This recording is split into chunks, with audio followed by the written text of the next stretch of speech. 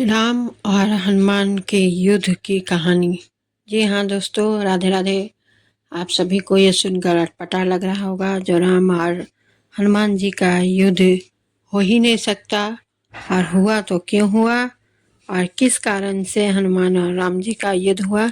यह सब मेरी वीडियो में आप पूरे अंत तक बने रहें तभी समझ में आएगा। और बहुत ही रोचक ये कथा है जो मुझे सुनाने में भी बहुत मन लग रहा है कि मुझे भी ये पता नहीं था, और मैं आज ये आप लोगों को सुनाने जा रही हूँ राम और हनुमान जी की युद्ध की कथा। ऐसा पढ़ने को मिलता है कि भगवान श्री राम का अपने भक्त हनुमान से युद्ध भी हुआ था। यह युद्ध उस काल के सम्राट ययाति के कारण हुआ था। ययाति प्रजापति ब्रह्मा की पीढ़ी में हुए थे। ययाति की दो पत्नियां देवयानी और शर्मिष्ठा थी। देवयानी शुक्राचार्य की पुत्री थी तो शर्मिष्ठा दैत्यराज बृहस्पति की पुत्री थी। पहली पत्नी देवयानी की यदु और त्रिवसु नामक पुत्र हुए और दूसरी शर्मिष्ठा से द्रुहु, पुरु तथा अनु हुए। ययाति की कुछ बेटियां भी थी जिनके में से एक का नाम माधवी था। माधवी की कथा बहुत ही व्यथापूर्ण है। ययाति के मुख्य 5 पुत्र थे, पुरु, यदु, त्रिवुस, अनु और द्रुहु। इन्हें वेदों में पंचनंद कहा गया है। 7200 ईसा पूर्व अर्थात आज से 9200 वर्ष पूर्व ययाति के इन 5 पुत्रों का संपूर्ण धरती पर राज था। 5 पुत्रों ने अपने अपने नाम से राजवंशों की स्थापना की। यदु से यादव, त्रिवसु से यवन, द्रुहु से भोज, यनु से मलेच्छ और पुरु से पौरव वंश की स्थापना की थी।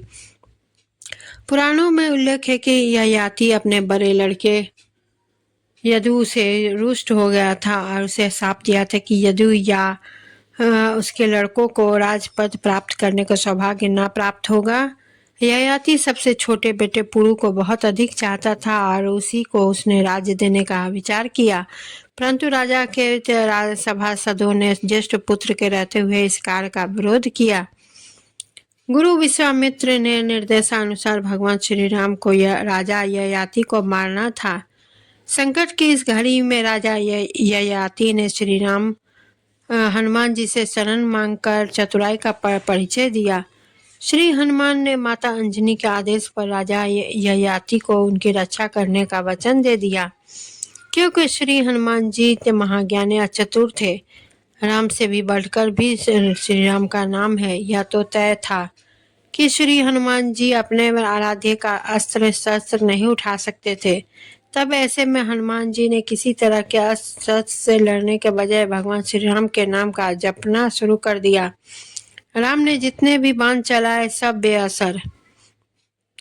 ऐसे में विश्वामित्र भगवान हनुमान जी की श्रद्धा, भक्ति और रक्षा को दिए कवच को देखकर विस्मित रह गए और हनुमान जी की इस भक्ति को देखते हुए उन्होंने भगवान श्री राम को इस धर्म संकट से मुक्ति दिलाई। उन्होंने श्री राम को युद्ध करने का आदेश देकर राजा ययाति को जीवन दान दिया। इस तरह से दोनों की वचन की रक्षा हुई।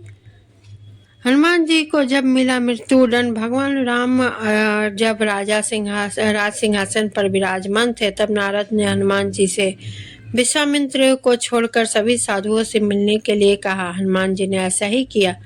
तब नारद जी मुनि विश्वामित्र के पास गए और उन्होंने कहा उन्होंने अपना विश्वामित्र गुस्सा हो गए और उन्होंने उसे अपना अपमान समझा। भड़कते हुए वे श्री राम के पास गए और उन्होंने श्री राम से हनुमान को मृत्यु दंड देने की सजा को कहा। श्री राम अपने गुरु विश्वामित्र की बात कभी नहीं टालते थे। उन्होंने बहुत ही दुखी होकर हनुमान पर बाण चलाए, लेकिन हनुमान जी राम का नाम जपते और उनके कुछ नहीं हुआ। राम को अपने गुरु की आज्ञा का पालन करना ही था। इसलिए भगवान श्री राम ने हनुमान का पर अस्त्र चलाया, लेकिन आश्चर्यजनक रूप से राम का नाम का जाप कर रहे हनुमान का ब्रह्म अस्त्र भी कुछ भी नहीं बिगाड़ पाया। यह सब देखकर नारद मुनि विश्वामित्र के पास गए और अपनी भूल स्वीकार की। इससे पहले उन पर छोड़ा गया ब्रह्मास्त्र क्यों बेअसर हो गया। अस्त्र के बारे में तो सभी कोई जानते हैं। जो लास्ट वही रहता है जो उसे चलाकर कोई भी जीत सकता है, लेकिन हनुमान जी पर उनका भी यह बेअसर हुआ। हनुमान जी के पास कई वरदानी शक्तियाँ थी, लेकिन फिर भी वह बगैर वरदानी शक्तियों के भी शक्तिशाली थे। ब्रह्मदेव ने हनुमान जी को 3 वरदान दिए थे, जिनमें वह ब्रह्मास्त्र बेअसर होना भी शामिल था, जो वाटिका में काम आया।